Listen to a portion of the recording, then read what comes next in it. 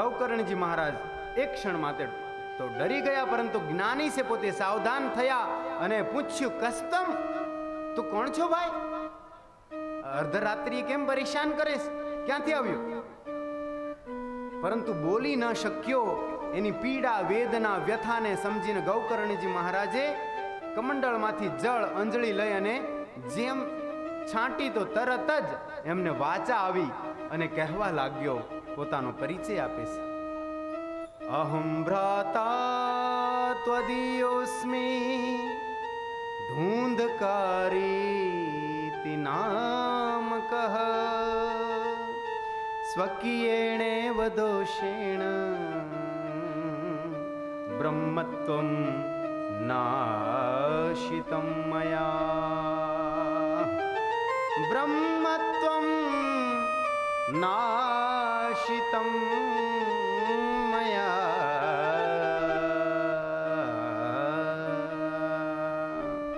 અરે મને ન પહેચાન્યો, મને ન ઓળખ્યો, હું તારો ભાઈ છું ધુંધકારી. પરંતુ મારા પાપના કારણે આજે મેં મારા બ્રાહ્મણત્વને ખતમ કરી નાખ્યું છે. હું ભયંકર પ્રેત બન્યો છું, વાતાહારી છું, માત્ર વાયુના આહારથી જીવું છું, અત્યંત પીડિત છું. બોલે, અરે તું મારો ભાઈ છો? અરે મને ખબર પડી ધુંધકારી, અરે તારા નામનું તો મેં પિંડદાન દીધું, શ્રાદ્ધ કર્યું. બોલે, નહીં નહીં, એવી રીતે મારો ઉદ્ધાર થવાનો નથી ભાઈ. હું પ્રથમ શ્રેણીનો પાપી છું. મેં જીવનમાં એટલા પાપ કર્યા છે કે ગયા શ્રાદ્ધ શતેન આપી મુક્તિર મેં ન ભવિષ્યતિ.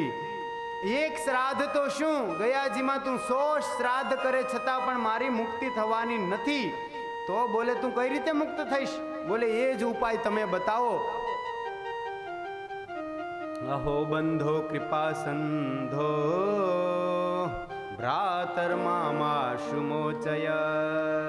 હે બંધુ, તમે તો કૃપા સિંધુ છો, દયાળુ છો, મને આ બંધનમાંથી મુક્ત કરો, આ પીડામાંથી, પ્રેત પીડામાંથી તમે મને મુક્ત કરી દો ભાઈ. ગૌકર્ણજી વિચારવા લાગ્યા કે હે ભગવાન, આના માટે તો બધી વિધિ કરી પરંતુ મુક્તિ ન મળી. તો કહ્યું, ભાઈ તું અત્યારે જા, હું તારા વિશે અવશ્ય વિચાર ચિંતન, કોઈનો પરામર્શ અભિપ્રાય લઈ અને તારા માટે ઉપાય શોધીશ. ગૌકર્ણના કહેવાથી પ્રેત બન્યા ધુંધકારી તો જતા રહ્યા. ગૌકર્ણજી વિચારવા લાગ્યા, શું કરવું? સવારે પંડિતોને, વિદ્વાનોને ભેગા કર્યા કે મારા ભાઈની મુક્તિ થાય એના માટેનો કોઈ ઉપાય બતાવો. જ્યારે ઉપાય ન મળ્યો ત્યારે એમણે ભગવાન સૂર્યનારાયણને યાદ કર્યા. નમસ્તુભ્યમ જગત સાક્ષીન બ્રૂહિ મે મુક્તિ હેતુકમ. હે જગતના સાક્ષી, હે જગતના દ્રષ્ટા સૂર્યનારાયણ ભગવાન, મારા ભાઈને મુક્તિ મળે એનો કોઈ ઉપાય, કારણ બતાવો, હેતુ બતાવો.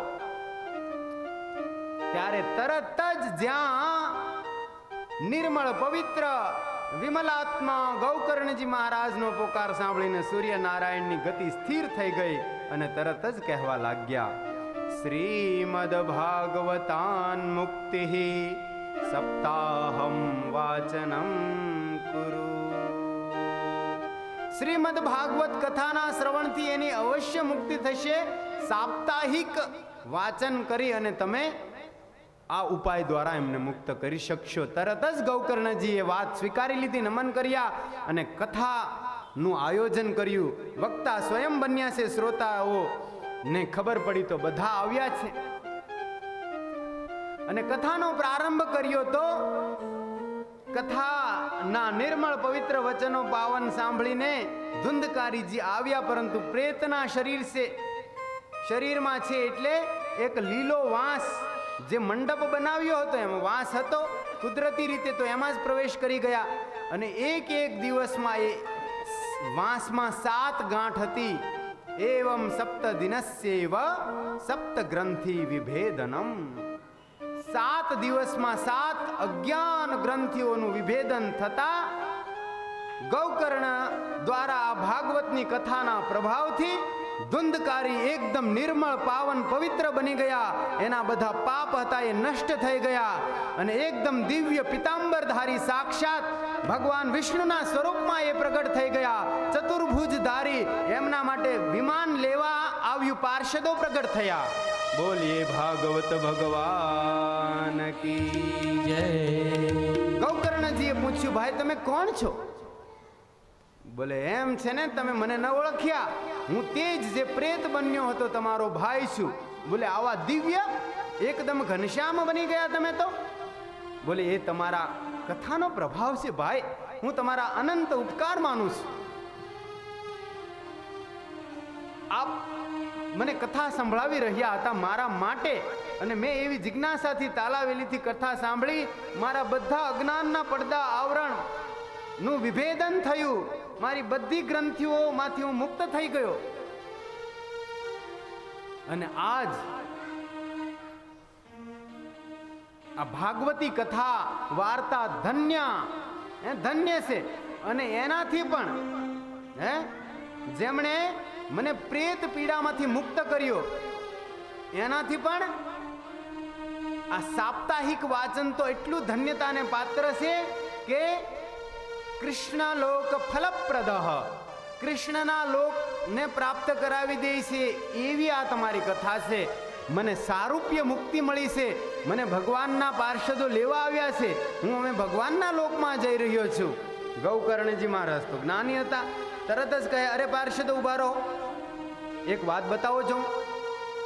બોલે અત્રેવ સંતિ બહવઃ શ્રોતારો મમ નિર્મલાઃ આનિ તાને વિમાનાની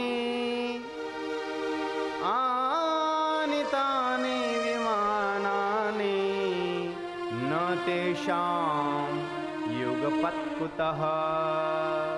અરે ભાઈ, અમારા કેટલા બધા શ્રોતાઓ છે અને નિર્મળ પણ છે, તો તમે માત્ર એક ધુંધકારી માટે શા માટે વિમાન લાવ્યા? બધા શ્રોતાઓ માટે આની તાની વિમાનાની કથમ ના તેષામ કૃતે, એ લોકો માટે તમે વિમાન શા માટે ન લાવ્યા? બોલે ક્ષમા કરજો, કથા તો બધાએ શ્રવણ કરી, પરંતુ શ્રવણસ્ય વિભેદેન ફલભેદો અત્ર સંસ્થિતઃ. શ્રવણં તુ કૃતં સર્વૈર ન તથા મનનં કૃતં. શ્રવણ ભેદના કારણે અહીં ફળ ભેદ પણ ઉત્પન્ન થયો છે. શ્રવણ તો બધાએ કર્યું, કથા શ્રવણ કરી રહ્યા છે બધા, પરંતુ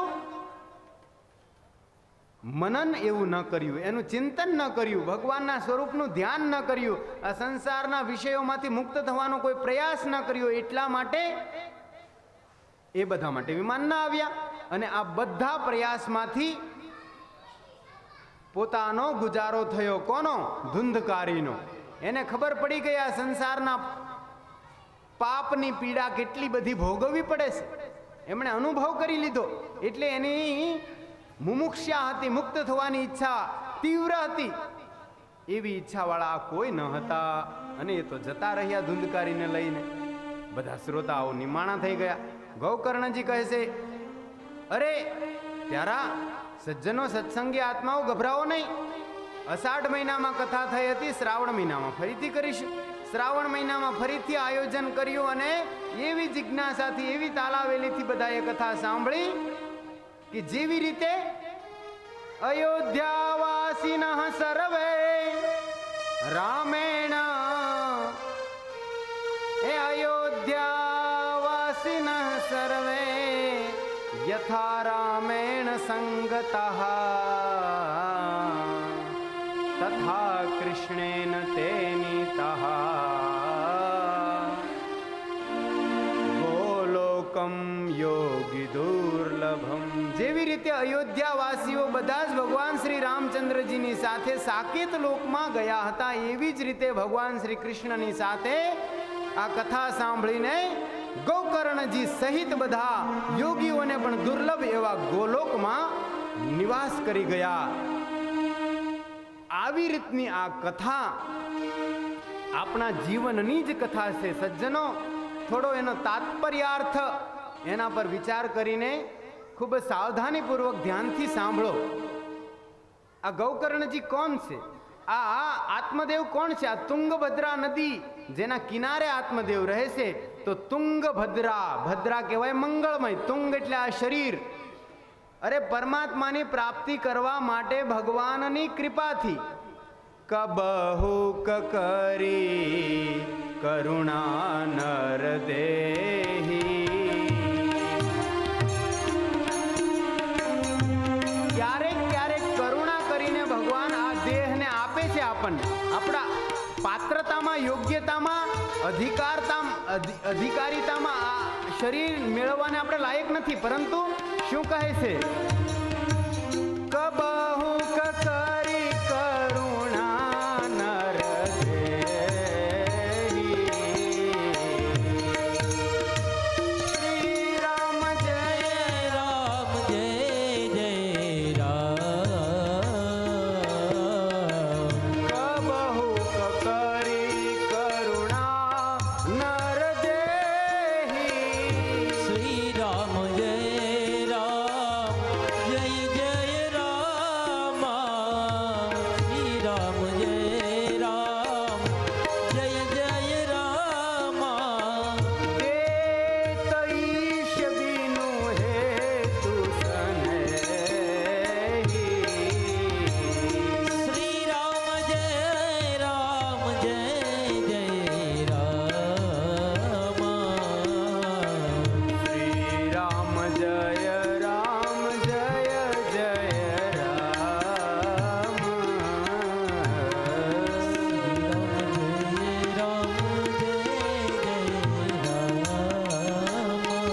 તો કબહુક કરી કરુણા નર દેહી, દેત ઈશ બીનુ હેતુ સનેહી. કોઈ પણ હેતુ વગર પરમપિતા પરમાત્મા આપણા પરમ સ્નેહી હોવાના કારણે આ શરીર આપણને આપે છે. મનુષ્ય નામનો મહાપદાર્થ જેમની સંતોએ, શાસ્ત્રોએ, ગુરુજનોએ ખૂબ જ પ્રશંસા કરી છે. વટાવડા વીરા વાટના, હે સંત મૂળદાસજી શું વાટે ને ઘાટે વિલંબ ન કરીએ. આ તારો જન્મ પદાર્થ જાય રે. ક્યાં ક્યાં સંતોએ સંકેત નથી કર્યો. તો તુંગભદ્રા એટલે કે આ શરીર. અને આત્મદેવ કોણ છે? થોડો તાત્પર્યાર્થ પર નિર્દેશ થઈ રહ્યો છે. આત્મદેવ એટલે આપણો જીવાત્મા. જીવાત્મા તો બિચારો ભોળો, સીધો સાદો, પરંતુ આ ધૂંધલી કોણ છે? ધૂંધલી છે આપણી બુદ્ધિ. એ બુદ્ધિ રાણી. અને કેવી? ધૂંધલી. ધૂંધલી એટલે સંશયાત્મિકા બુદ્ધિ. ભગવાન કહે છે સંશયાત્મા વિનશ્યતિ. તો જો એક તો બિલકુલ 100% અંધારું હોય તો તમને કંઈ નહીં દેખાય, અને એક તો બિલકુલ સરસ મજાનો પ્રકાશ હોય, અંજવાળું, તો તમને બધું સ્પષ્ટ દેખાશે. પરંતુ દોરડામાં સર્પની ભ્રાંતિ ક્યારે થાય છે? જ્યારે અત્યંત અંધકાર પણ ન હોય અને અત્યંત ઉજાસ પણ ન હોય. ધૂંધળાપણું જેને કહેવાય છે. ધૂંધળાપણામાં આપણને જે હોય તે નથી દેખાતું અને જે નથી તે દેખાય છે. દોરડામાં, રસ્સીમાં પણ આપણને સાપની ભ્રાંતિ થાય છે, નાગદાદા દેખાય. બોલો જય શ્રી કૃષ્ણ. તો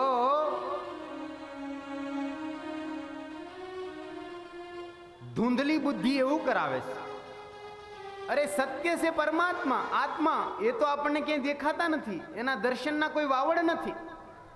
અને જે નથી, જે અપવિત્ર છે, એ બધું જગત, આ સંસાર, એના મિથ્યા ભોગ, એ બધું દેખાઈ રહ્યું છે. આ ધૂંધલી બુદ્ધિ, સંશયાત્મિકા બુદ્ધિ. એવમ કુતર્ક યોગેન આવ્યું હતું તત્ફલમ નૈવ ભક્ષિતમ. તો એ ફળ કયું છે જે મહાત્માએ આપ્યું હતું? એ છે સત્સંગમાં પ્રાપ્ત થતું જ્ઞાન નામનું દિવ્ય ફળ. તો આત્મદેવ એટલે કે જીવાત્માએ આ જ્ઞાનને થોડું પકડ્યું, આ ફળને લાવ્યો. પરંતુ મહાત્માએ કહ્યું હતું કે તું આ ફળને જ્ઞાન રૂપી ફળને પોતાની ધૂંધલી એટલે કે બુદ્ધિને ખવડાવી દેજે. પણ આત્મદેવે સંતનું માન્યું.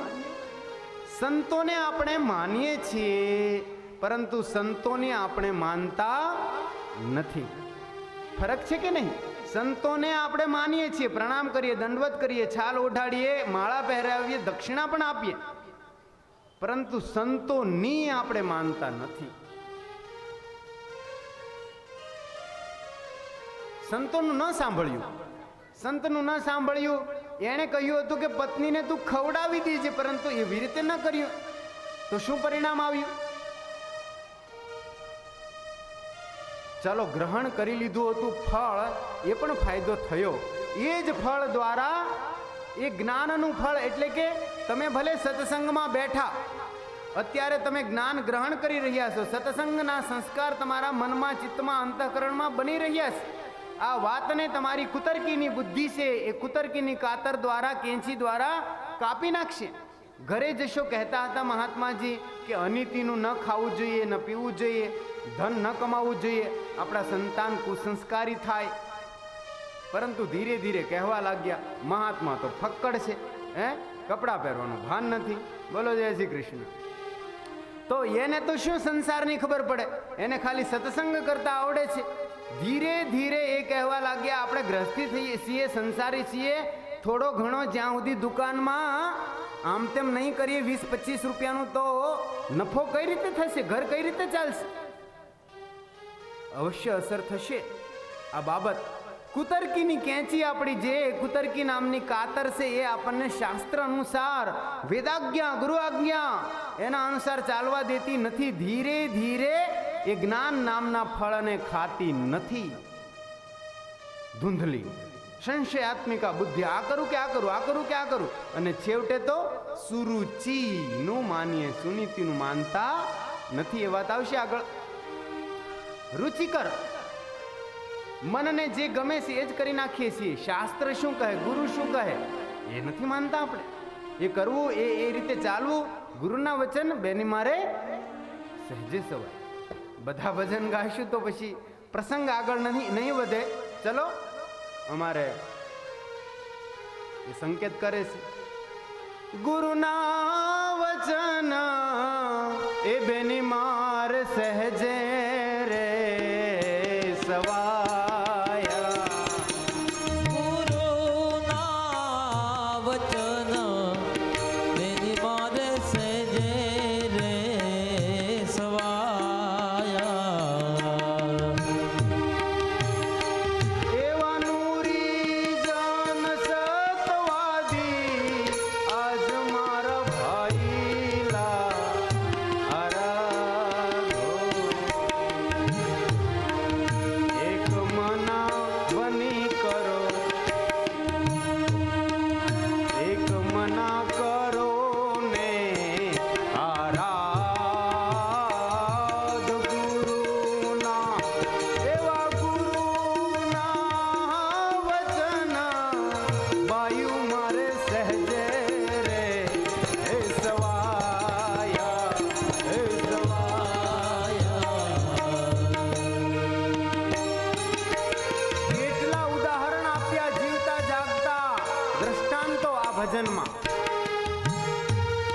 ઓહો, ગજબ હો ગયા. वचन वचन की मैन है वचने भयो प्रकाश. कोई संत हरि गुरु पास एक वचन गुरुदेव का ताको अनंत विचार था के मुनिजन पंडिता एनो वेदन पावे पार. वचन वचन की मैन है वचने भयो प्रकाश. एवा हरिश्चंद्र हे राजा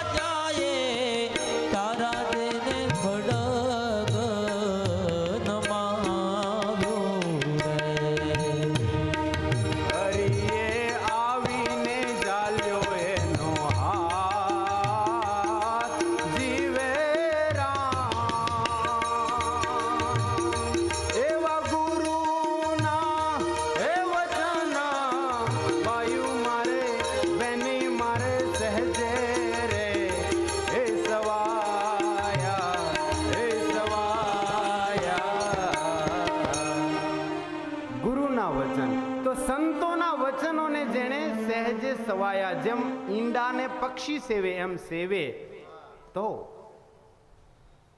હરિશ્ચંદ્ર રાજા, એવી રીતે મોરધ્વજ રાજા, એવી રીતે શિબી રાજા, એવી રીતે યુધિષ્ઠિર રાજા, બલિ રાજા, અનેકના ઉદાહરણો ત્યાં આપ્યા. શોભાજીના ચેલા પંડિત દેવાય જૂનો જૂનો ધર્મ સંભાળ. તો આ ફળ જ્ઞાન નામનું વચનામૃત પ્રાપ્ત તો થયું, પરંતુ એને ગ્રહણ ન કર્યું. તો એ ધૂંધલી બુદ્ધિ દ્વારા કોણ પેદા થાય છે? કપટ કરીને પણ આ ધૂંધકારી પેદા થયો. એનો મતલબ અજ્ઞાન. ધૂંધકારી સાક્ષાત અજ્ઞાનની મૂર્તિ છે. અજ્ઞાન સિવાય એમણે જીવનમાં શું કર્યું? પરંતુ જ્ઞાનનું ફળ ન ખાવાથી ધૂંધલીની તો અધોગતિ થઈ, કૂવામાં પડીને મરી. આત્મદેવે ભલે ફળ ન ખાધું, પરંતુ સંતની વાત સાંભળી ફળ લાવ્યા, તો એના જીવનમાં એ જ્ઞાન નામના ફળે સંસ્કાર જાગૃત કર્યા. એ જ ગૌકર્ણ, અર્થાત એ સંસ્કાર જાગૃત થઈને ગૌકર્ણ જેવા જ્ઞાની મહાપુરુષ એમને મળ્યા. એમના ઉપદેશથી એમનો ઉદ્ધાર થયો. તો ગમે ત્યાં તમે સત્સંગ સાંભળી લ્યો અને એને ગ્રહણ ન કરો, પણ જીવનમાં તમને ક્યારેક એ સૂત્ર કામ લાગી જશે કે આ સંત, આ મહાત્મા, આ સજ્જન પુરુષ આવું કહેતા હતા. તમારી દિશા, તમારો માર્ગ, તમારી રાહ બદલી જશે.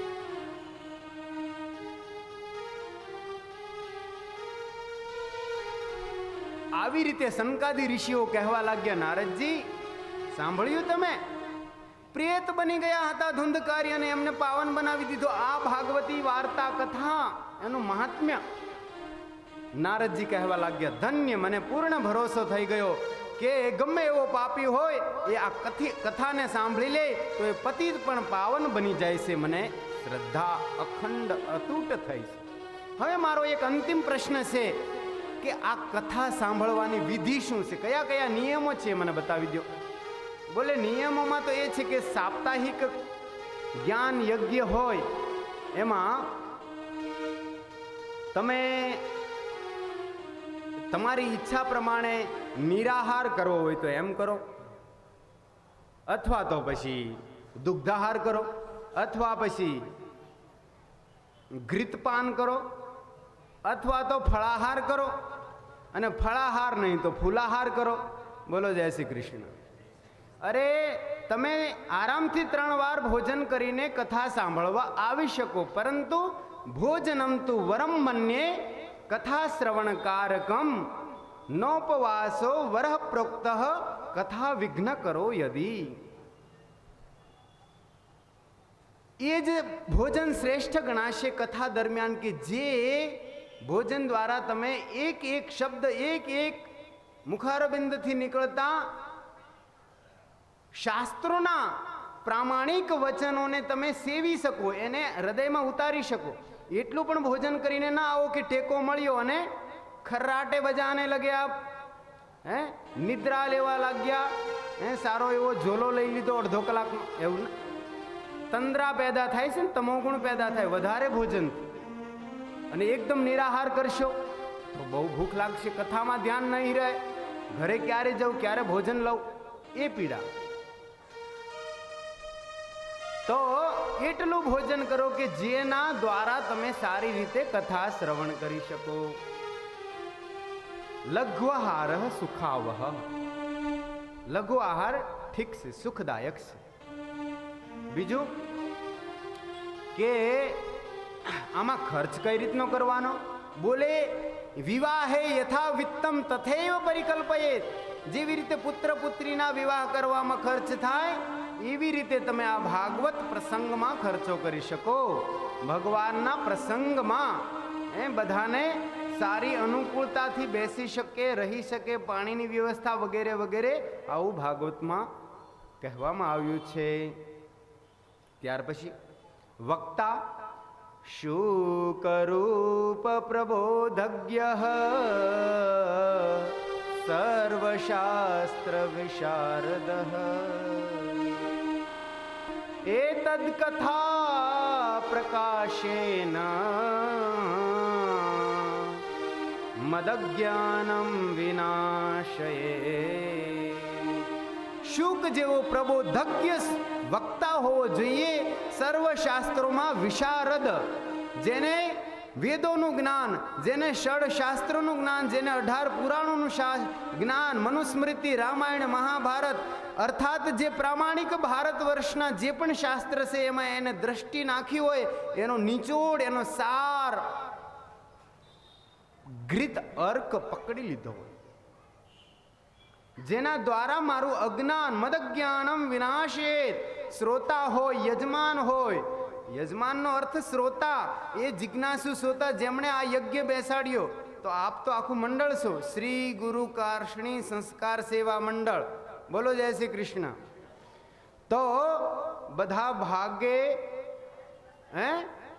મળીને ભાગવત રસનું પાન કરો, ભેગા મળીને. તમારો બધાનો અધિકાર કહ્યું ને આમાં કે કોઈ પણ જીવાત્મા હોય, પરંતુ એકવાર ભાગવત ભગવાનના શ્રી ચરણોમાં આવી ગયો, એનો ઉદ્ધાર નિશ્ચિત છે. અને અંતમાં કહેવા લાગ્યા કે જ્ઞાન યજ્ઞ પૂર્ણ થાય તો ખૂબ જ સરસ રીતે નામ સંકીર્તન સાથે સપ્તાહ સમાપન વિધિ કરવી. જ્યાં નામ સંકીર્તનનું નામ પડ્યું, નારદજીએ પોતાની વીણા સંભાળી લીધી. અને પ્રહલાદજી તાળી વગાડવા લાગ્યા, ઉદ્ધવજીએ મંજીરા સંભાળી લીધા. સનકાદી ઋષિઓ બિચારા હતા, એને ગાતા અને વગાડતા તો ના આવડે, પરંતુ જય હો બલિહારી એવું કહેવા લાગ્યા. કહી સુનહી અનુમોદન કરહી. અને અર્જુનજી પણ સંગીતમાં ભાઈ વિશારદ છે, સ્વર્ગમાં જઈને શીખી આવ્યા હતા ઉર્વશીજી પાસે. તો એ પણ આલાપ ભરવા લાગ્યા.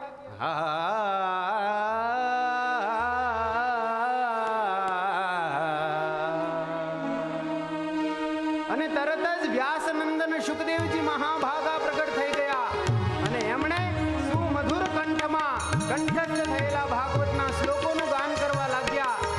તો ગાયન, વાદન અને નૃત્ય 3 વસ્તુ હોય છે. ગાયન થઈ રહ્યું છે, વાદન થઈ રહ્યું છે, પરંતુ નૃત્યની કમી છે. તો ભક્તિ દેવી પ્રગટ થઈ ગઈ, તાતા થયા કરતી નાચવા લાગી, બંને હાથમાં જ્ઞાન અને વૈરાગ્ય, બંને પુત્ર લઈને. આવો આપણે પણ નામ સંકીર્તનમાં ભળીએ, આપણા મનને પાવન કરીએ. નિકુંજ મેં બિરાજે ઘનશ્યામ રાધે રાધે. નિકુંજ મેં બિરાજે ઘનશ્યામ રાધે રાધે. નિકુંજ મેં બિરાજે ઘનશ્યામ રાધે રાધે. નિકુંજ મેં બિરાજે ઘનશ્યામ ભાવથી સંકીર્તન કરો બધા. શ્યામ રાધે રાધે ઘનશ્યામ રાધે રાધે. શ્યામ રાધે રાધે ઘનશ્યામ રાધે રાધે. શ્યામ રાધે રાધે ઘનશ્યામ રાધે રાધે. શ્યામ રાધે રાધે ઘનશ્યામ રાધે રાધે. કુંજ મેં બિરાજે ઘનશ્યામ રાધે રાધે. નિકુંજ મેં બિરાજે ઘનશ્યામ રાધે રાધે.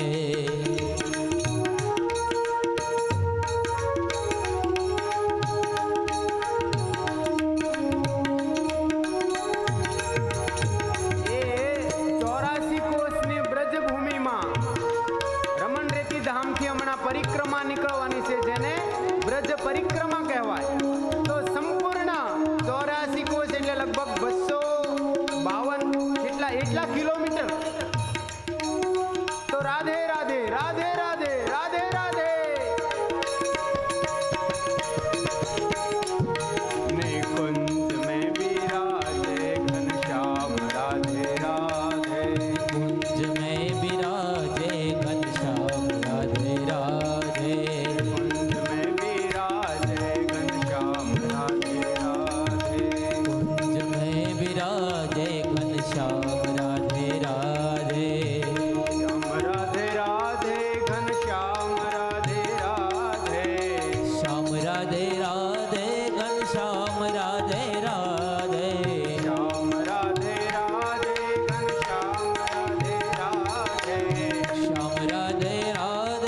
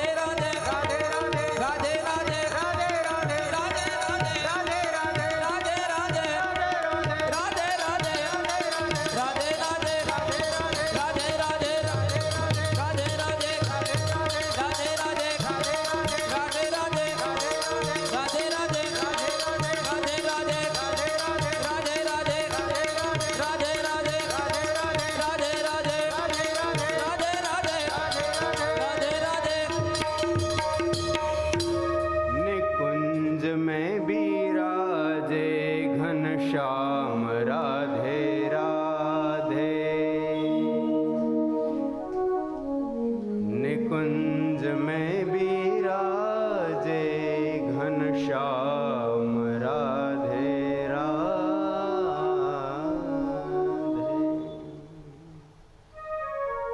खूब ज આનંદથી સંકીર્તન કર્યું અને આવી રીતે શ્રીમદ ભાગવત કથાનું મહાત્મ્ય આપે શ્રવણ કર્યું. શ્રીમદ ભાગવત મહાપુરાણ જેમની રચના ભગવાન વેદવ્યાસજીએ કરી, પરંતુ આ જ ભાગવતનું મહાત્મ્ય અન્ય પુરાણોમાંથી લેવામાં આવ્યું, જે 5 અધ્યાય પ્રારંભમાં આપેલા છે સ્કંદ પુરાણમાંથી. એક વાત તો એવી રીતે સમજાય છે અહીં કે ભાઈ પોતાના પોતે જ વખાણ કરે એનું શું મૂલ્ય?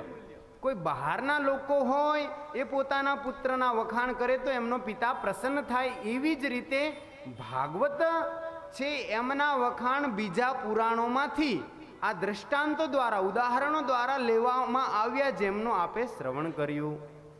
ગૌકર્ણ ઉપાખ્યાન, ભક્તિદેવીની એ પૂરી વાત વગેરે વગેરે. તો શ્રીમદ ભાગવત મહાપુરાણ અંતર્ગત 18,000 શ્લોક, 335 અધ્યાય અને 12 સ્કંધ છે, જેમના પ્રારંભમાં ભગવાન વેદવ્યાસજી મંગલાચરણ કરે છે. ભાગવતનું મંગલાચરણ સાર્વભૌમ મંગલાચરણ છે. શ્લોક સાંભળતા તમે સમજશો એની વ્યાખ્યા દ્વારા કે આ શ્લોકમાં કોઈ ભગવાન દેવતા વિશેષનું નામ લેવામાં જ નથી આવ્યું.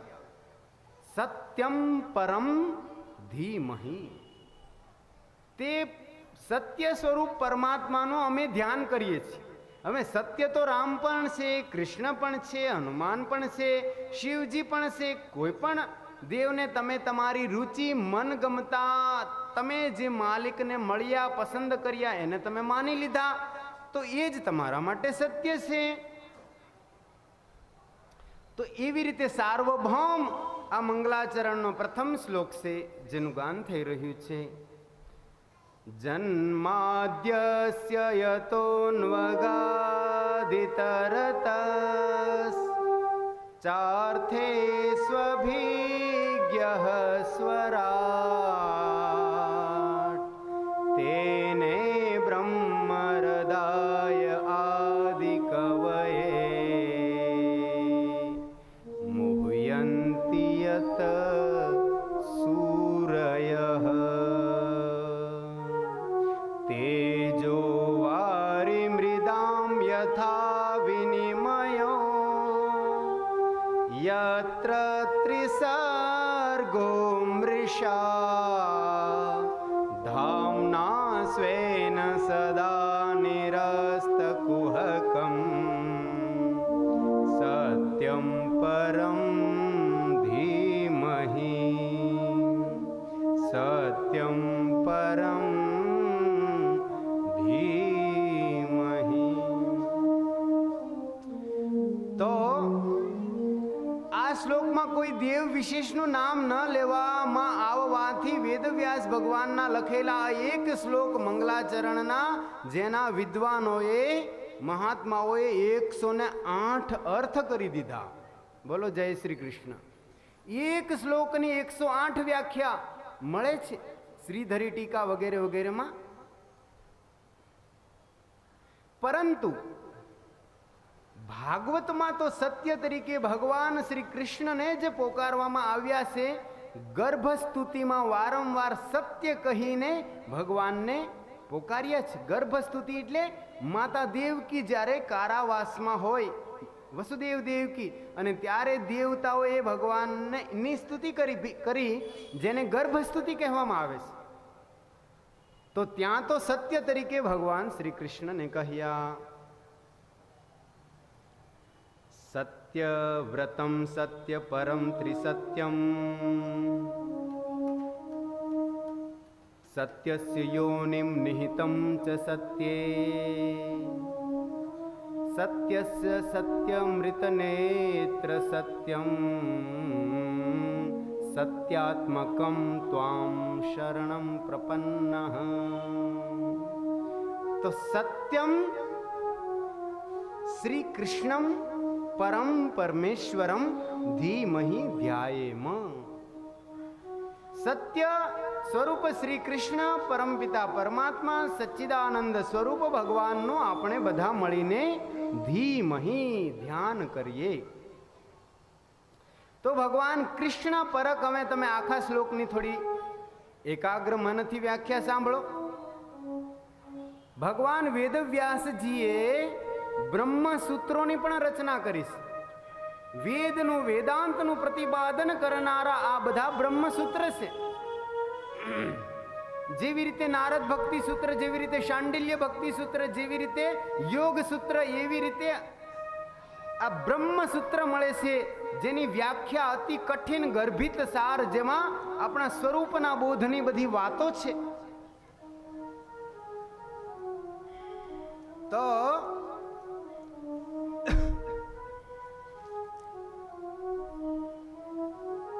બ્રહ્મસૂત્રમાં પહેલું પ્રારંભિક વચન છે અથાતો બ્રહ્મ જિજ્ઞાસા, અને ત્યાર પછી પ્રથમ સૂત્ર છે જન્માદ્યસ્ય યતઃ.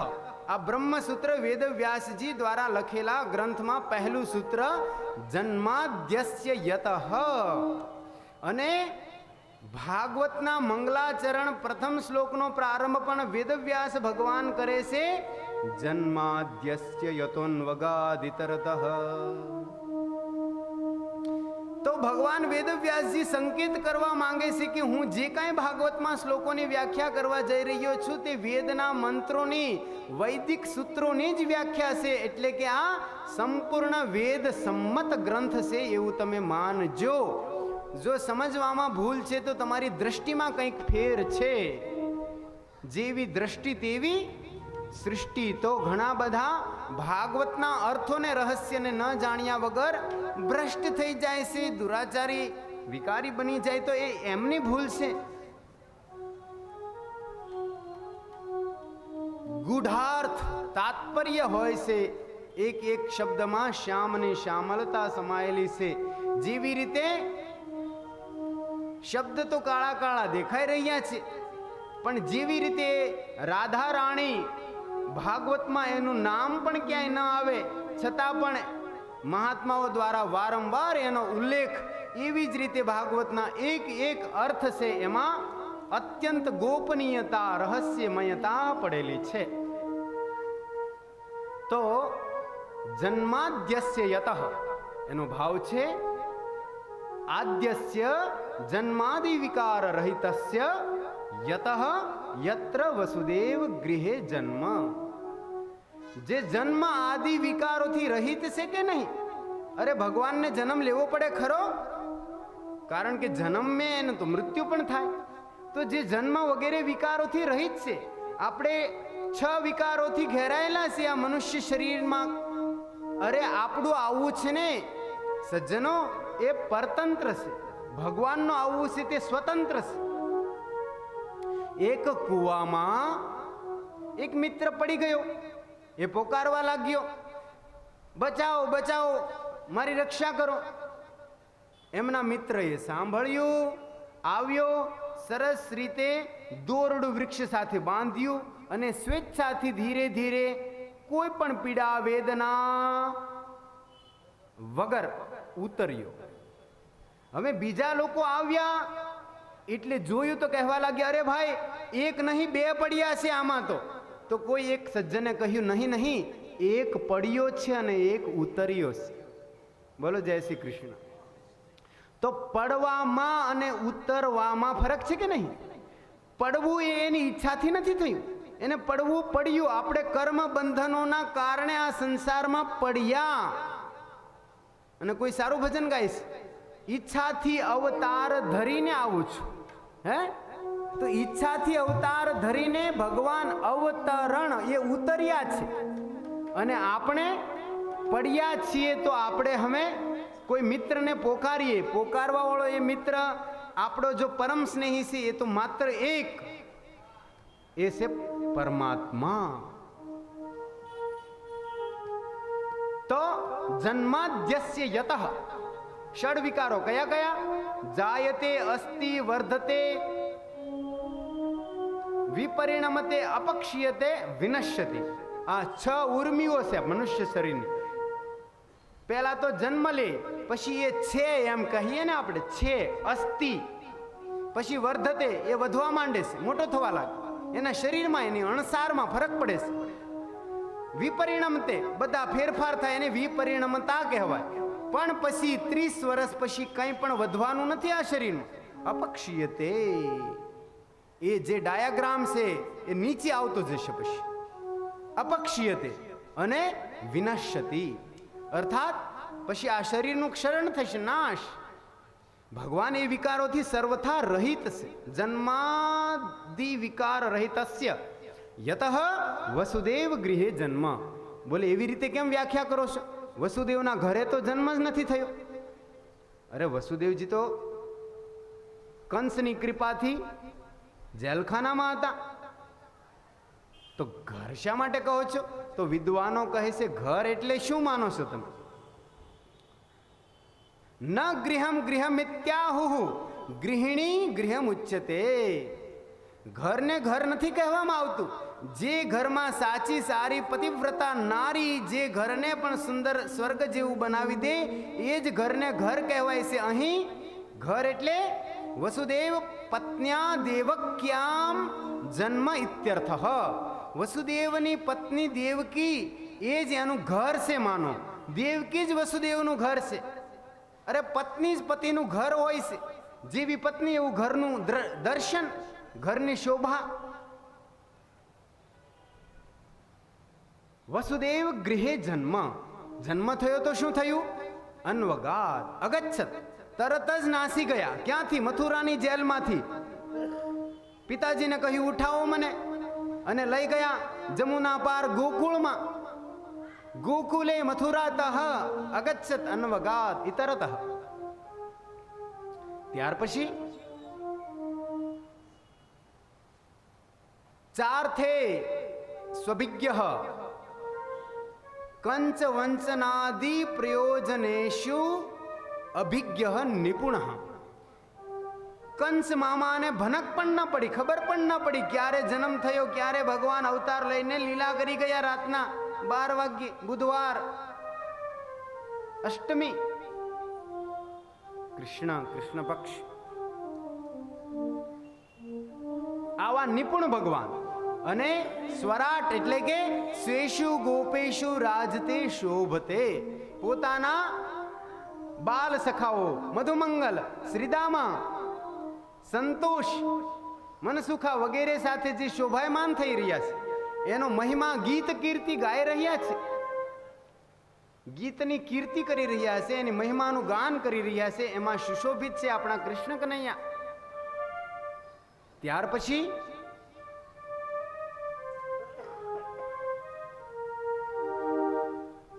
કવયે બ્રહ્મણે બ્રહ્માંડમ વિસ્માપયતુમ વત્સ વત્સ બાલાદિ રૂપમ તેને વિસ્તારિતવાન. ભગવાનની લીલા કેટલી વિચિત્ર છે, પરમ વિચિત્ર ભગવાનની લીલાઓનું આપ શ્રવણ કરશો.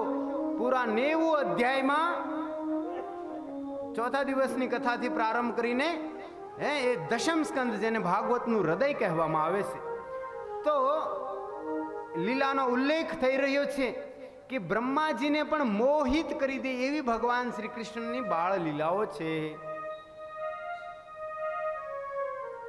ભગવાન એકવાર બધા ગોવાળિયાઓ સાથે ભાત ટિફિન લાવતા હતા તો ભોજન લઈ રહ્યા હતા. એકબીજાના ઘરેથી, કોઈના ઘરેથી લડ્ડુ, કોઈના ઘરેથી કોઈના કોઈ મીઠાઈ, દહીં, છાશ, વિધ એ પ્રકારનું ભોજન લાવે. મળીને બધા જમે, ભોજન કરે. બ્રહ્માજીએ આવીને જોયું કે ભગવાને અવતાર લીધો છે તો દર્શન તો કરો.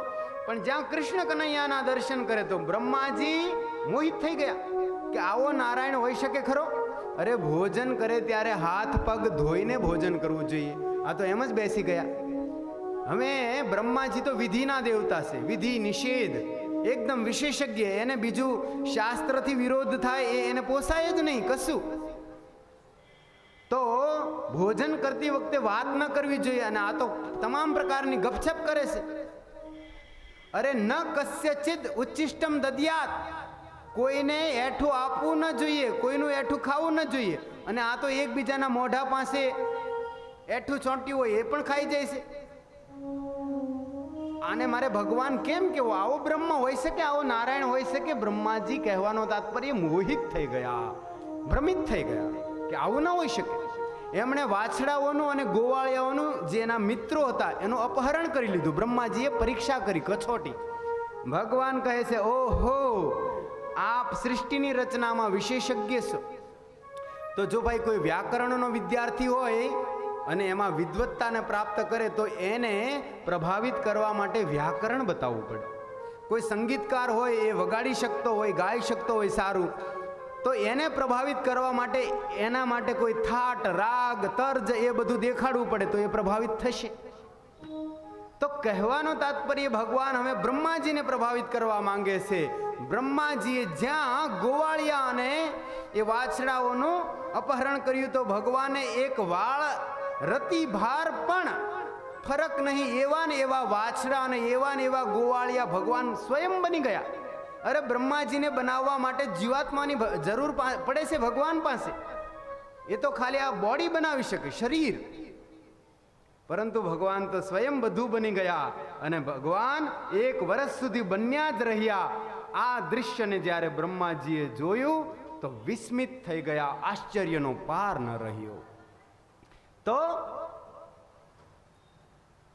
બ્રહ્માજીને પણ મોહિત કરી દે એવી ભગવાનની પરમ વિચિત્ર કૃષ્ણની લીલાઓ છે. અરે બ્રહ્માજીની તો વાત શું, પામરની તો વાત હાવ છોડી દો. બ્રહ્માજી પણ કેટલા મોટા દેવતા કહેવાય, સૃષ્ટિ રચનાકાર, એને પણ છોડો. મુહ્યંતી અત સૂરયઃ, સૂરયઃ બલદેવાદયોપી મુહ્યંતી. એમના મોટા અગ્રજ સાક્ષાત શેષાવતાર બલરામજી પણ ભગવાનની લીલાઓ જોઈને ચક્કરમાં પડી જાય. એ સમજી નથી શકતા કે આ સાક્ષાત બ્રહ્મ નારાયણ હોઈ શકે. આવા આપણા ભગવાન આગળ શ્લોકમાં કહી રહ્યા છે, તેજો વારી મૃદામ યથા વિનિમયો. જુઓ, અગ્નિનો ગુણ છે બાળે, આ પૃથ્વીનો ગુણ છે કઠોરતા અને ક્ષમા. ક્ષમાનો ભાવ એ તો ઠીક, પણ એ કઠણ હોવી જોઈએ. આ પૃથ્વીમાં માખણનો ગુણ આવી જાય તો શું થાય? વિચાર કરો. બોલો જય શ્રી કૃષ્ણ. આ પૃથ્વી માખણ જેવી બની જાય તો શું થાય? આપણે કલ્પના પણ ન કરીશ. તો બધા તત્વોના એના પોતાના ગુણ છે. ચાલીએ તો અંદર જ પ્રવેશ કરી જઈએ, બધા મકાન અંદર પ્રવેશ કરી જાય. અસ્તિત્વ, નો એક્ઝિસ્ટન્સ ઓફ ધ વર્લ્ડ, કોઈ અસ્તિત્વ જ ન મળે. એક ગુણ જો એનો બદલાઈ જાય. પરંતુ ભગવાન કૃષ્ણ કનૈયા જ્યારે પોતાની મુરલીમાં તાન છેડે છે તો કૃષ્ણ કનૈયાની એ બંસરી, એ વેણુનો નાદ સાંભળીને કલકલ કરતી કમનીય કાલિંદી નો કલરવ સર્વથા કુંઠિત થઈ જાય છે. યમુનાજી જેમાં દ્રવતા હોય કે નહીં, પાણીનો ગુણ શું છે? વહેવું, વહેવું, દ્રવતા. યમુનાયાહ દ્રવત્વમ. પરંતુ ભગવાનની બંસરી સાંભળીને એ સ્થિર થઈ જાય, એકદમ રોકાઈ જાય પ્રવાહ. એટલી અલૌકિક ધ્વનિ છે ભગવાનની. તો યમુનાયાહ કાઠિનત્વમ और પાષાણ આદ્રેહે દ્રવત્વમ. જે ગોવર્ધનના કાળમીંઢ પથ્થરો છે, કડક કઠોરતા એનો ગુણ છે, અને એમાં દ્રવતા આવી જાય, પીગળવા લાગે ભગવાનની બાંસુરી મોરલી સાંભળીને. તો ભગવાન તેજોવારી મૃદામ યથા વિનિમય, એકબીજાના ગુણધર્મનું માનો વિનિમય થઈ રહ્યું છે. અને ભગવાનના 3 મુખ્ય શાશ્વત નિત્ય ધામ છે: શ્રીધામ મથુરા, શ્રીધામ વૃંદાવન અને શ્રીધામ દ્વારિકાપુર. તો શ્રીધામ મથુરાનો ભગવાનનો પરિકર ઉદ્ધવ, અક્રૂર વગેરે, શ્રીધામ વૃંદાવનનો ભગવાનનો પરિકર શ્રીદામા, મધુમંગલ વગેરે, અને શ્રીધામ દ્વારિકાનો ભગવાનનો પરિકર રૂક્મિણી, સત્યભામા વગેરે. તો તો અહીં કહે છે ધામના સ્વેન સદા નિરસ્ત કુહકમ સત્યમ પરમ ધીમહી. સ્વેન ધામના સ્વેન મથુરાખ્યાયેન ધામના તન્નિવાસિનામ નિરસ્તમ કુહકમ સંસાર લક્ષણમ એન તમ. કહેવાનો ભાવ છે કે એ ધામમાં જે લોકો આશ્રય લે છે, નિવાસ કરે છે, એમના આ સંસાર જન્મ મરણ રૂપી પુનરપી જનનમ પુનરપી મરણમ પુનરપી જનની જઠરે શયનમ એ બધું સમાપ્ત થઈ જાય છે. એના આવા ગમન મટી જાય છે. એવા ભગવાન પરમાત્મા સચ્ચિદાનંદ સ્વરૂપ એનું આપણે બધા મળીને ધ્યાન કરીએ. મંગલાચરણનો બીજો શ્લોક, જેમાં ભાગવતના 4 વિષયોનું 4 મુદ્દાઓ પર વર્ણન છે. ભાગવતનો વિષય, એનો સંબંધ, એના અધિકારી અને ભાગવતનું પ્રયોજન શું, જેને કહેવાય અનુબંધ ચતુષ્ટય. ધર્મ પ્રોજિત કૈતવોત્ર પરમો નિર્મત્સરાણામ સતામ વેદ્યમ વાસ્તવ માત્ર વાસ્તુ શિવદમ તાપત્રયોન્મૂલનમ. શ્રીમદ્ ભાગવતે મહામુનિ કૃતે કિમ વા પરૈરીશ્વરઃ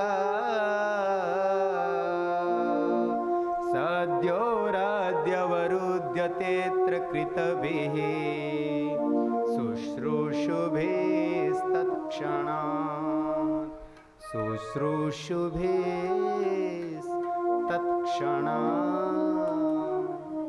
આ શ્લોકની વ્યાખ્યા સાંભળો ભાવથી. ધર્મ પ્રોજિત કૈતવ અત્ર શ્રીમદ ભાગવતે પરમ ધર્મ નિરૂપ્યતે. આ શ્રીમદ ભાગવતમાં પરમ ધર્મનું, નિષ્કપટ ધર્મનું નિરૂપણ કરવામાં આવી રહ્યું છે.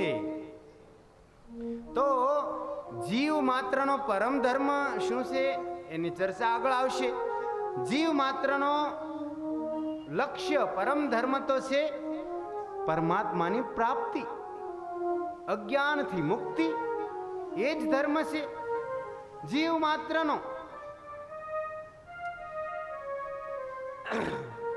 અને આ ભાગવતના અધિકારી કોણ છે? નિર્મત્સરાણામ સતામ. મત્સર, જુઓ સાંભળો, 2 શબ્દ છે. એક છે મચ્છર અને બીજો છે મત્સર. સંસ્કૃતમાં મત્સર, એક શબ્દ મચ્છર, એમાં ભેદ છે થોડો. તો મચ્છર કરડે તમને તો તમે મચ્છરદાની શોધી લ્યો, અથવા ઓલ આઉટ, અથવા કોઈલ કછુઆ છાપ.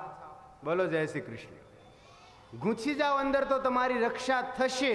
આ મચ્છરથી બચવાનો ઉપાય છે. પરંતુ મત્સર, કિમ નામ મત્સરમ, કો નામ મત્સર, મત્સર કોને કહેવાય? તો શ્રીધરી ટીકામાં શ્રીમદ પ્રભુપાદ શ્રીધર સ્વામીજી વ્યાખ્યા કરે છે, પરોત્કર્ષા સહનમ મત્સર. બીજાના ઉત્કર્ષને આપણે સહન નથી કરતા, એનું જ નામ છે મત્સર. મત્તઃ સરતી, અરે મારાથી આગળ નીકળી ગયો, હજી તો સુરતમાં આવ્યો તો મારી સાથે. અમે બંને ભાડે રૂમમાં રહેતા, એમને મકાન થઈ ગયું, એક 4 વ્હીલ લઈ લીધી, હું હતો ત્યાં ને ત્યાં રહી ગયો. આ જે ભાવના છે, મારાથી આગળ કેમ નીકળી ગયો? મત્સર. આની દવા તો માય ડિયર મોટા મોટા મહાત્માઓ પાસે પણ નથી. બોલો જય શ્રી કૃષ્ણ. મત્સર મત્તઃ સરતી, ઈર્ષા, જલન, એ ભાગવતના અધિકારી નથી. તો કોણ છે? તદ્વિહીના નામ નિર્મત્સરાણામ સતામ. જે મત્સરથી, ઈર્ષાથી, અરે તમે ઈર્ષા કરો, એક ચરક સંહિતા છે ગ્રંથ આયુર્વેદનો, એમાં લખ્યું છે ઈર્ષા કરો તો પણ કઈ રીતે કરવાની. ફલે નેર્ષુ હેતૌ ઈર્ષુ. ફલમાં ઈર્ષા ન કરો કે આમને 95% આવી ગયા છે તો ભગવાન એના ટકા ઓછા કરો અથવા મને એની આગળ કરી દો.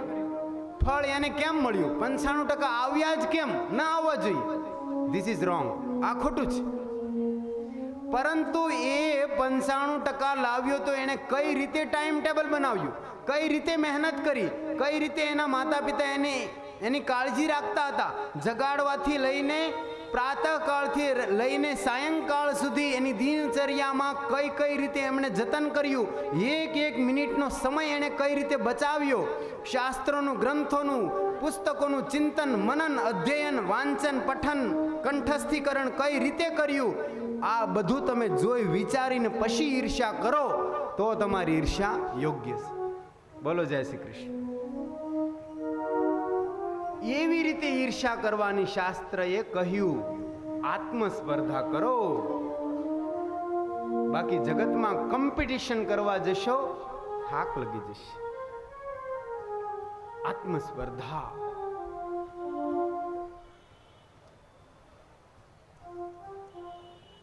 તો નિર્મત્સરાણામ સતામ. ત્યાર પછી આ ભાગવત કથાને તમે 7 દિવસ ધ્યાનપૂર્વક સાંભળશો તો અહીં કોઈ એવી રીતના મર્યાદા રહિત ગાન, નાચ એવું તમને કहीं નહીં, કશું નહીં મળે. સંપૂર્ણતઃ મર્યાદાનું પાલન શાસ્ત્રોક્ત વિધિ પ્રમાણે આ કથા કરવામાં આવે તો તમને 3 વસ્તુનું જ્ઞાન થશે. શું કહે છે? વેદ્યમ વાસ્તવ મત્ર વસ્તુ શિવદમ. 3 વાર આ શ્લોકમાં અત્ર શબ્દ આવ્યો. તો અહીં ભાગવતમાં તમને વાસ્તવ વસ્તુનું જ્ઞાન થઈ જશે કે વાસ્તવ આ મનુષ્ય જન્મ શા માટે મળ્યો છે, અરે આપણે શા માટે અહીં આવ્યા છે એનું તમને યથા યોગ્ય સાર્થક યથાર્થ ભાન થઈ જશે. વાસ્તવમ જગત વાસ્તવી માયા વાસ્તવો જીવ. જો કોઈ પણ વ્યક્તિ જગન્નાથ, જગદીશ અને જીવનું યથાર્થ સ્વરૂપ જાણી લે તો બસ એનું તો કલ્યાણ થઈ ગયું. શિવદમ, જે કલ્યાણ દેનારું છે. અને એટલું જ નહીં, તાપત્રયોન્મૂલનમ, દૈહિક દૈવિક ભૌતિક તાપત્રય વિનાશાય. પ્રારંભમાં આપણે વાત કરી તો તાપત્રયોન્મૂલનમ, 3 તાપનું ઉન્મૂલન કરી નાખે, એટલે કે જડમાંથી એ તાપ કાઢી નાખે. 3 પ્રકારના તાપથી આપણે બળી રહ્યા છીએ, સંતપ્ત થઈ રહ્યા છીએ, પીડિત છીએ, એમાંથી આપણને મુક્તિ મળશે. અને છેવટે કહ્યું કે ભાગવત ભગવાનની કૃપાથી ભગવાન શ્રી કૃષ્ણ वो टेढ़ी टांग वाला, जिसकी बोली भी टेढ़ी, जिसका बाल भी टेढ़े और जिसकी चाल भी टेढ़ी, वो एक बार बांके बिहारी आपके हृदय के अंदर घुस जाएगा, फिर वो बाहर नहीं निकल सकेगा. क्योंकि यहाँ शब्द लिखा है अवरुद्धते. अवरुद्धते अर्थात अवरुद्ध થઈ જાય છે. અરે બિરાજમાન હોય એમાં ફરક છે અને અવરુદ્ધમાં ફરક છે. તમે અત્યારે બિરાજમાન છો, તમારી ઈચ્છા હોય તો બેસો, ઈચ્છા ન હોય તો તમે જતા રહો. અને કોઈ આશ્રમમાં કથા હોય અને એવું કહ્યું હોય કે ભાઈ અહીંયા 2:30 વાગ્યે એન્ટ્રી ફરજિયાત છે, 3 વાગ્યા સુધી આશ્રમનો દ્વાર ખુલ્લો રહેશે, 3 વાગ્યેથી બંધ થશે, 8 વાગ્યા સુધી આ દ્વાર ખુલવાનો નથી, તમે આશ્રમની બહાર નહીં જઈ શકો, તો તમે પછી બિરાજમાન ન કહેવાઓ, તો તમે અવરુદ્ધ થઈ ગયા. તમારી ઈચ્છા હોય તો પણ આશ્રમના નિયમ પ્રમાણે એકવાર ઘૂસી ગયા, એન્ટ્રી લીધી, ફિર તમે બહાર નહીં જઈ શકો, તો ભગવાન અવરુદ્ધ થઈ જાય.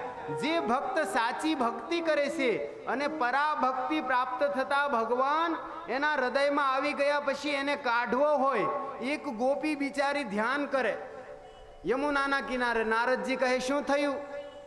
मैया क्या कर रही है? बोले ध्यान कर रही. किस लिए?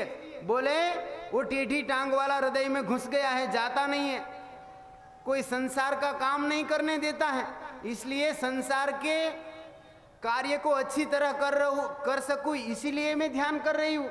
बोले हे भगवान, मोटा मोटा मुनिओ, दिगंबरो, जोगीओ, सतीओ, सन्यासीओ, योगीओ बिचारा भभूत लगाડીને કંદરાઓમાં, ગુફાઓમાં, જંગલોમાં, વનોમાં પ્રાણાયામ, ધ્યાન અને નાકો એવી રીતે બધા વ્યાયામ કરે, છતાં પણ એક ઝલક મળતી નથી અને તમને કૃષ્ણ કનૈયાનો હરદમ ચિંતન થઈ રહ્યું છે અને તમે એને છોડવા માટે એનું ચિંતન તમારા હૃદયમાંથી દૂર થાય એટલા માટે પરિશ્રમ કરી રહી છો। ધન્ય છે હે ગોપાંગનાઓ, વ્રજાંગનાઓ, કે તમને પલ પલ પ્રતિક્ષણ ભગવાન શ્રી કૃષ્ણનું ચિંતન થઈ રહ્યું છે।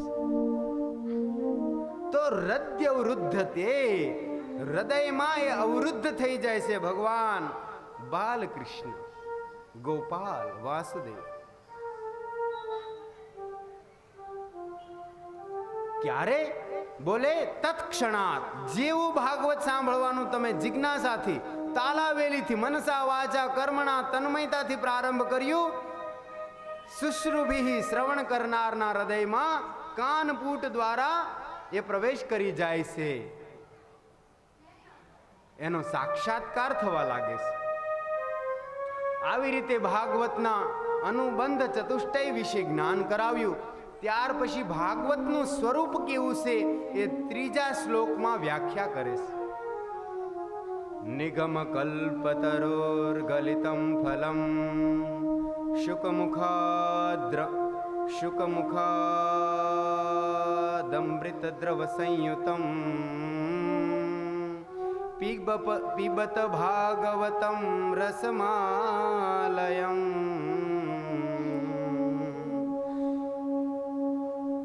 પીબત ભાગવતમ રસમાલયમ મુહુરહો રસિકા ભુવિ ભાવુકઃ મુહુરહો રસિકા ભુવિ ભાવુકઃ।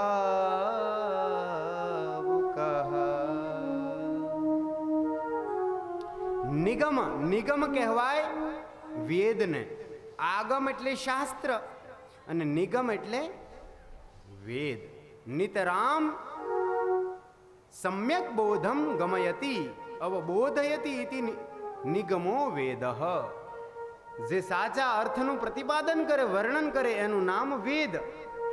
તો વેદ તરુ એટલે વૃક્ષ, તો વેદ રૂપી વૃક્ષનું ભાગવત છે તે ગલિતમ ફલમ, પાકેલું ફળ છે।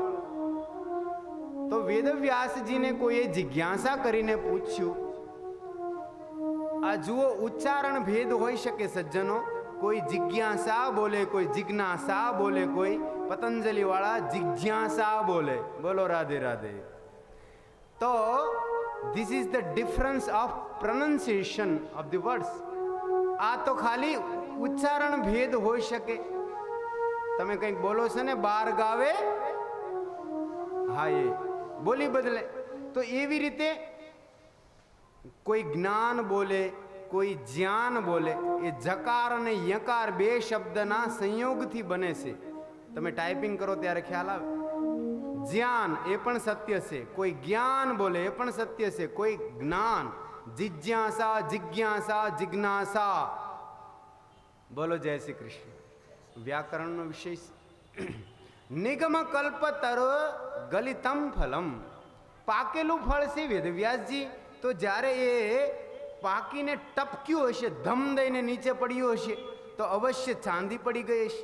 બોલે નહીં નહીં, એવી રીતે ધમ દઈને પડેલું આ ફળ નથી। તો શિષ્ય પ્રશિષ્ય પલ્લવ પરંપરયા શનૈ શનૈ અવતીર્ણમેવ અખંડમ શનૈ શનૈરખંડમેવા અવતીર્ણમ નતુ નિપાતેન સ્ફુટિતમ। આ લખ્યું છે શ્રીધરી ટીકામાં કે શિષ્ય પ્રશિષ્ય શાખા પ્રમાણે ધીરે ધીરે આદિ નારાયણની શાખાથી પટક્યું, બ્રહ્માજીની શાખા પર આવીને અટક્યું, બ્રહ્માજીની શાખાથી લટક્યું तो नारद जी ने शाखा पर आवीने अटक्યું, नारद जी की शाखा से पटका तो फिर वेद व्यास जी की शाखा पर आकर अटका। वेद व्यास जी की शाखा से लटका तो फिर सुखदेव जी की शाखा पर आकर अटका, सुखदेव जी की शाखा से फिर परीक्षित को, और इस प्रकार हम सब संसार के लोगों को एक परम भागवत रूपी फल प्राप्त हुआ। એટલા માટે આ ધમ દઈને પડેલું ફળ નથી। વેદ વ્યાસજીને બીજો પ્રશ્ન કર્યો કે ભાઈ પાકેલું ફળ છે માની લીધું, પરંતુ ઘણા બધા પાકેલા ફળ હોય તો પણ ખાટા હોય છે, પરંતુ કહે છે વેદ વ્યાસજી નહીં, ગેરંટીથી કહું છું કે આ ફળ મીઠું છે। બોલે કઈ રીતે કહો તમે, પ્રમાણ શું છે? બોલે જે ફળ ઉપર પોપટ ચાંચ લગાડી દે એને સૂડો થઈ ગયો કહેવાય। પોપટનું ચાંચ લગાડેલું ફળ તમે આંખ મીચીને ગ્રહણ કરી લો, એ પાકું જ નીકળશે અને મીઠું નીકળશે। તો આ તો સામાન્ય તોતાને નહીં, બહોત વિવેકી ખૂબ સારા પારખું પોપટે આનામાં ચાંચ લગાડી છે। અરે જેણે સંસારની દુર્વાસનાઓનો અનુભવ નથી કર્યો, વિશુદ્ધ મુક્ત મહાત્મા છે। જન્મ થતાની સાથે યમ પ્રવ્રજંતમ, माता पिता कहता रहिए बेटा बेटा, कौन मेरे माता पिता, ऐसा कहकर जिसके जनेऊ संस्कार भी नहीं हुए। आवा सुखदेव जी महाराज शुक मुखादमृत द्रव संयुतम इदम फलम, आ फल से शुक रूपी पोपट द्वारा सेवेलू, एना द्वारा अध्ययित थयेलू, अधीत थयेलू, क्षमा, एनो रस, एना अनुभवो, अरे ब्रह्म में जे प्रतिष्ठित हता, नैर्गुण्योपि परिनिष्ठितोपि नैर्गुण्ये उत्तम श्लोक लीलया ग्रहीत चेता राजर्षे आख्यानम यदधीतवान।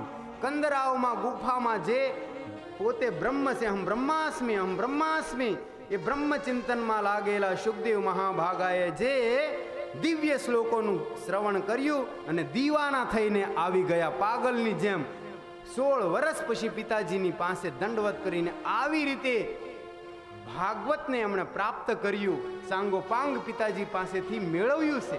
તો આ પોપટ છે ને એ વિરક્ત મહાત્મા છે। જુઓ,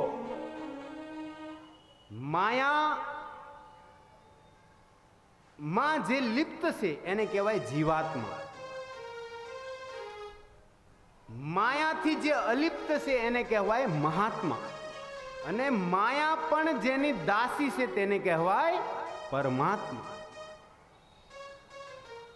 તો સુખદેવજી તો માયા મુક્ત વિશુદ્ધ મહાત્મા છે, એના દ્વારા આ ફળ ચાખેલું છે, એટલે અવશ્ય હું કહી શકું કે આ ફળ મીઠું છે। ત્યાર પછી કહેવા લાગ્યા કે તમે કહેવા માંગો છો કે પીબત ભાગવતમ, અરે પીવો, ફળને પી શકાય ખરું ભગવાન, એને સૂંચી શકાય, એના રસનું તો પાન થઈ શકે, ફળને ખાઈ શકાય એવું સાંભળ્યું। જુઓ, એપલ, બનાના, સેવ ફલમ, કદલી ફલમ, દ્રાક્ષ ફલમ, અનાનસ, સીતાફળ, દાડમ ખાઈ શકાય, તમે પીવાનું કહો છો? બોલે હા, મારું ફળ એવું છે જેમાં છાલ પણ નથી ને ગોઠલી પણ નથી, બીજો કોઈ મરી મચાલો નહીં, માત્ર રસ જ ભર્યો છે, એટલા માટે પીબત ભાગવતમ। બોલે ક્યાં સુધી પીએ? બોલે આ લયમ પીબત, આ લયમ અર્થાત તમારા જીવ ભાવનો જ્યાં સુધી કૃષ્ણ ભાવમાં લય ન થઈ જાય, તમારું જીવન કૃષ્ણમય ન થઈ જાય, રામમય ન થઈ જાય, શિવમય ન થઈ જાય, શિવ રસ, રામ રસ, કૃષ્ણ રસ પીતા પીતા ત્યાં સુધી પીવો। પીબત ભાગવતમ રસમ આલયમ, કંટાળો નહીં, હરેરી ન જાઓ। એ અભાગી છે જે રામ કૃષ્ણ કથાને સાંભળીને અઘાહી અર્થાત ધરાઈ રહ્યા, તૃપ્ત થઈ ગયા, હરેરી ગયા, બસ બસ બહુ સાંભળી લીધી કથા, એ નહીં। તો બોલે આમાં રસ કયો છે? તો વેદની શ્રુતિ કહે છે, શ્રુતિ ભગવતીમાં લખ્યું રસો વૈ સહ, પરમાત્મા રસ સ્વરૂપ છે. અહીં કૃષ્ણના લીલા ચરિત્ર છે એ જ સ્વયં રસના રૂપમાં છે. એ રસનું તમે પાન કરો. બોલે વેદવ્યાસ ભગવાન, તમે પક્ષપાત કર્યો હોય એવું લાગે છે. કઈ રીતે? અરે તમે બે કેટેગરીના લોકોને જ બોલાવ્યા છે. કોણ કોણ? એ બે પક્ષ કયા કયા છે? બોલે રસિકા ભુવિ ભાવુકા. રસિક લોકો અને ભાવુક લોકો આવીને જ આ કથા સાંભળે એવું કેમ કહ્યું તમે? બોલે મારા માટે તો બધાના દ્વાર ખુલ્લા છે, કોઈ પણ કથા સાંભળો, પરંતુ જેની જિજ્ઞાસા ન હોય, જેની તાલાવેલી ન હોય, અરે પાણી પીવાની પીપાસા ન હોય અને કોઈએ પરબ ખોલી દીધું બિચારાએ, તો પરબના એ સેવકનું તો કર્તવ્ય છે બધાને કહે પાણી પીવો. પાણી પીવાની સેવા આપે છે કે નહીં તે? પરંતુ કોઈ શેઠ આવી ગયા, ધ્યાનથી સાંભળો, પાણી પીવા માટે. પાણી પીવા તો શું આવ્યા? રસ્તામાંથી જતા હતા, એને તરસ નથી લાગી, અને આ પ્યાવ વાળો સેવક કહે છે, અરે શેઠજી બાપુજી તમે આવીને થોડું પાણી પી લ્યો, જળપાન કરો. તો પહેલા તો ધ્યાન પણ નહીં આપે. આપ ધ્યાન આપો, શાંતિ. પહેલા તો એ શેઠજી છે ધ્યાન જ નહીં આપે એની વાત પર, અને વધારે દુરાગ્રહ કરવામાં આવશે તો પ્રશ્નોની જડી લગાવી દેશે. અરે ભાઈ તું પાણી પીવડાવવા તો માંગે છે, પરંતુ ક્યાંથી પાણી લાવ્યો? વાવડીનું છે, કૂવાનું છે, તળાવનું છે, કે કઈ દરિયાનું તો ભરીને નથી લાવ્યો ને? તું પીવડાવવા તો માંગે છે. બોલે નહીં નહીં બાપુજી, હું સરસ મજાનું મારા કૂવામાંથી પાણી લાવ્યો છું. બોલે પાણી લાવ્યો છે તો એમને લાવ્યો કે ગાળેલું છે? बोले बापूजी हमने कुएं में से स्वयं ही पानी निकाला है और छान कर ये पात्र में भरा हुआ है. बहुत अच्छा पानी है, ठंडा है. જ્યાં ઠંડાનું નામ પડ્યું તો શેઠજી કહેવા લાગ્યા કે અરે વધારે તો ઠંડુ નથી ને, મારું ગળું ખરાબ થઈ જશે કઈ. હે ભગવાન, કહેવાનો તાત્પર્ય શું છે? અંતમાં તો એણે જળ ન જ પીધું અને પ્રશ્ન કેટલા પૂછ્યા. આ બધી બાબતો શા માટે થઈ રહી? એને તરસ નથી લાગી એટલે. અને એ જ સહારાના રણ પ્રદેશમાં મધ્યમાં ફસાયો હોય, 2 દિવસ પાણીનો માત્ર તરસ્યો હોય, અને એ બળબળતો તડકો હોય, ઉનાળાનો તાપ હોય, તો કોઈ એને અડધો ગ્લાસ પણ પાણી આપવા માટે તૈયાર થયો હોય તો એ પૂછશે કે આનું પાણી છે? કોઈ પ્રશ્ન નહીં કરે. જલમ પાતુમ ઈચ્છામ્યહમ કેવલમ, હું માત્ર જળ પીવા ઈચ્છું છું, બીજું કોઈ મને કઈ ખબર નથી ક્યાંનું પાણી કઈ રીતનું ગાળેલું છે કે નહીં. આ તે મારા પ્રાણ બચાવો પાણીથી. શા માટે? એની પીપાસા, પીવાની ઈચ્છાને પીપાસા કહેવાય. તો એવા જે ભાગવત રસને પીવા વાળાને જ મેં સ્પેશિયલ વિશેષ રૂપે બોલાવ્યા છે. રસિકાહા ભુવિ ભાવુકાહા. બોલો જય શ્રી કૃષ્ણ. આવી રીતે ભગવાન વેદવ્યાસજીએ ભાગવતની રચના કરી અને એના મંગલાચરણના શ્લોકોની વ્યાખ્યાનું પણ આપે શ્રવણ કર્યું. તો